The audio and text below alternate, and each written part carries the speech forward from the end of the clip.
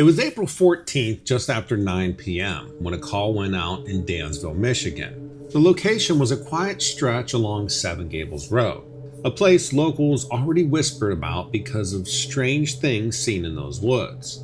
An older woman living there had called the police before about a massive wolf-like animal in her backyard.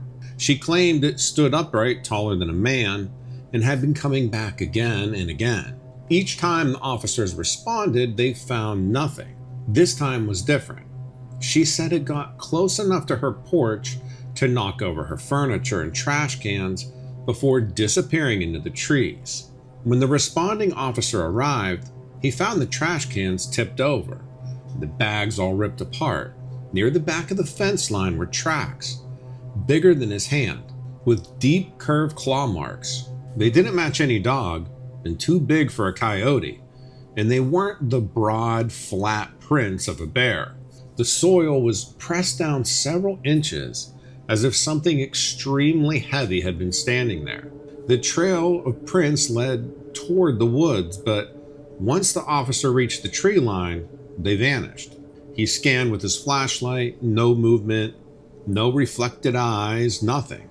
He checked both sides of the yard and stepped partway into the woods, but there was no sign of the animal. He filed the report, possible large canid, tracks found, no visual contact. It went in as just another strange call, but those tracks stayed on his mind. Less than 2 nights later, he'd be back at Seven Gables Road, and this time, the calls wouldn't come from one address, they'd come from half the block. And what those neighbors described would make the officers start to believe the first report was far more than just another false alarm. So after these reports started coming in, people reported the same thing, a massive dark figure moving through the yards. Some said it was on all fours, others swore they saw it standing upright, slipping in and out of the trees. The officer from the first call responded again. This time he wasn't alone. Another unit arrived to sweep the area, and as they drove in, one of the neighbors flagged them down from their driveway. Apparently their dog was missing, and the chain it was clipped to in the backyard had been snapped clean in half. The officers started checking the yards. At one property, they found a trash bin overturned, the lid snapped off and lying several feet away. There were claw marks on it, and they were deep and uneven, like something had grabbed it hard. In the grass, there was this clear set of prints, the same oversized claw shape from 2 nights earlier, stretched from the yard toward the road. The calls kept coming in. One homeowner reported hearing something heavy slam against the fence. Another swore they heard these low growls outside their window just before the sound of branches breaking in the woods. The officers regrouped near the original caller's house, comparing notes. It was clear, whatever this was, it was moving up and down the road, cutting through all these yards and sticking close to the tree line. They followed the trail of disturbances towards a darker section of the woods. The prints were easy to spot in the soft ground, but the deeper they went, the more they disappeared into this tangled brush. It was like the animal was deliberately using the thickest cover. The officer from the first call noticed something else. The silence. In this part of Michigan, you can usually hear crickets and night birds. Tonight, nothing. No movement, no sound. Just still air. They searched until nearly midnight before calling it for the night.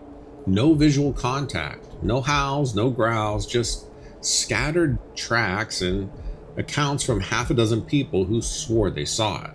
And as the officer was about to find out, the next sighting wouldn't just be movement in the dark. It would be face to face and far closer than he ever wanted.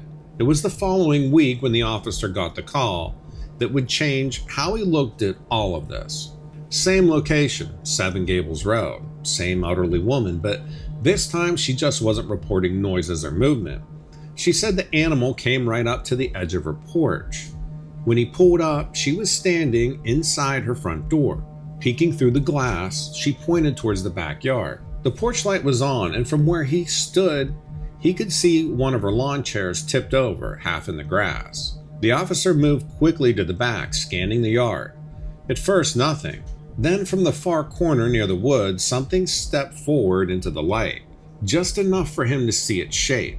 It was massive, dark fur, long pointed ears, the head and snout of a wolf, but the chest and shoulders were just broader and heavier, like nothing he'd ever seen in the wild.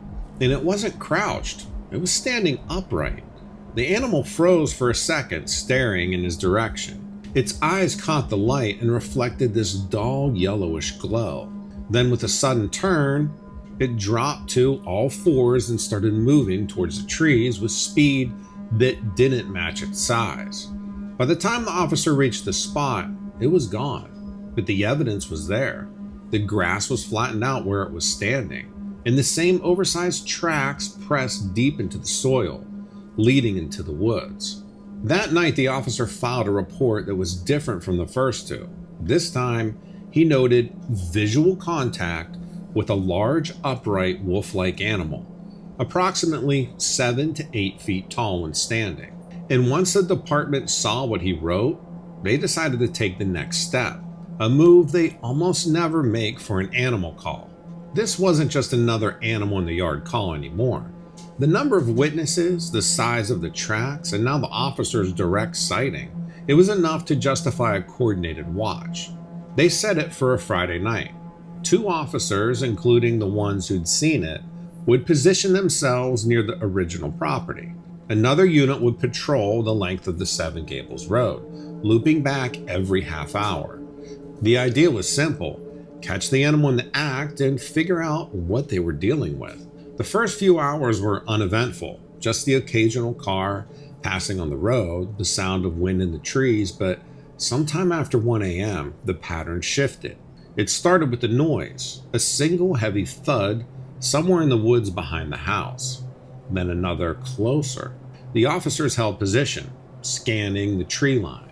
A few seconds later, one of the motion lights on the side of the house clicked on. That's when they saw movement. Not in the open, but deep between the trees.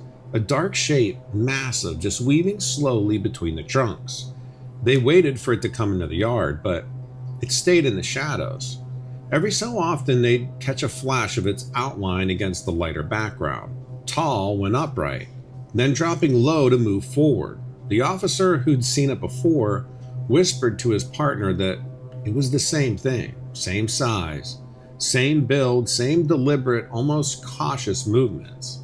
Then, just as quickly as it appeared, the shape turned and moved back deeper into the woods. No sound of running, just gone.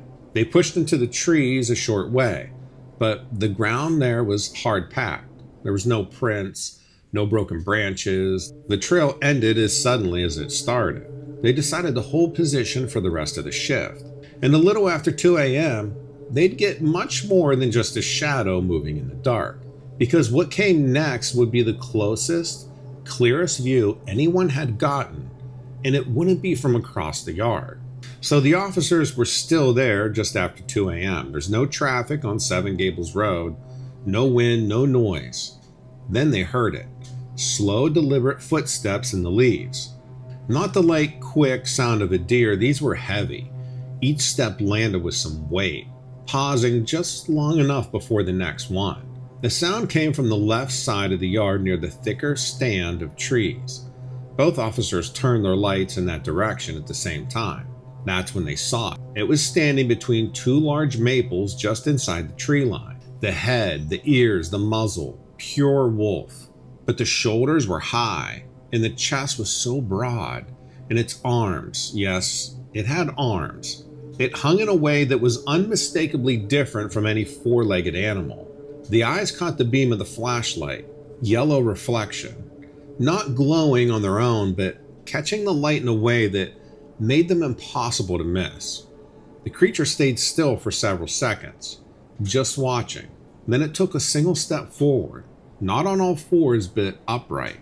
That step was enough to show its height. It was easily over 7 feet tall. Both officers just froze. The lead officer said later in that moment that the sound seemed to just drop out completely.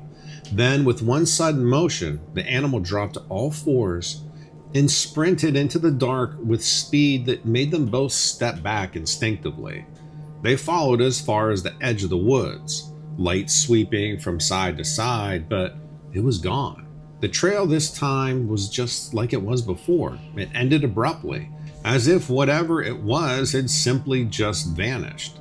The report filed that night included the words "full visual contact" and "animal upright on hind legs." And for the first time, the description in the official record matched what residents had been claiming for weeks. The department now had multiple witnesses, including 2 of their own, and the lead officer wasn't done. If it came back again, he planned to be there waiting. The next watch was set for the following weekend. This time, the lead officer chose a different position, deeper in the woods, about 50 yards behind the elderly woman's property. The idea was to intercept the animal before it reached the yard. It was just after 2 a.m. when things shifted.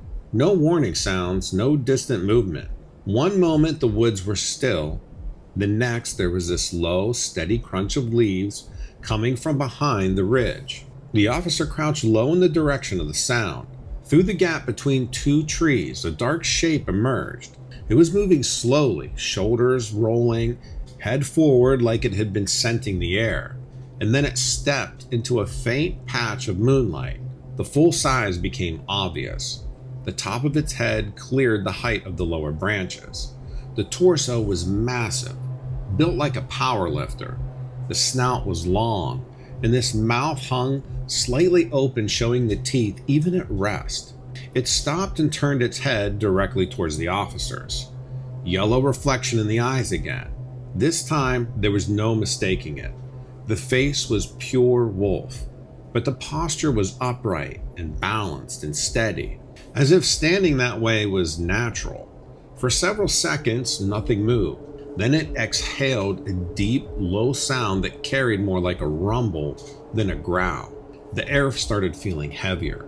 Before either officer could react, it stepped forward, closing the distance by several yards in just 2 strides. They held their ground, lights locked on it, and then without a sound, it dropped to all 4s again, then bolted towards a denser part of the woods, vanishing into the blackness. The speed was unreal once again. They just couldn't believe how fast this thing was moving for the size it was. The officers searched again. They're sweeping, they're circling wide, but again, they don't see anything. There was just no evidence of a trail. And for the lead officer, that was it. The last sighting in the woods was the turning point. The lead officer filed his report immediately after the shift ended. It listed it as full visual contact at close range and describing the animal's height, build, and movement. The official classification in the record was unidentified large canid. Internally, it was taken seriously. The department now had 2 officers and multiple residents all describing the same thing. This massive wolf-like creature capable of standing and moving upright, but without clear video or physical evidence, it couldn't be documented as anything beyond unknown. In the weeks that followed, there were no more calls from the original address, no more knocked over trash cans or missing pets. The Seven Gables Road went quiet again, but the silence didn't mean the story was over. A month later, an animal complaint came from just outside Mason, less than 15 miles from where the original report started. The witness described an enormous upright wolf crossing the road in the early morning hours. When the lead officer heard about it, he knew the description matched exactly what he had seen. Same height, same build, same unnatural speed. On paper, the case stayed closed. No official connection was made in the sightings between Mason and those on Seven Gables Road. But for the people who lived there, and for the officers who saw it, the idea that it had simply just disappeared didn't hold up.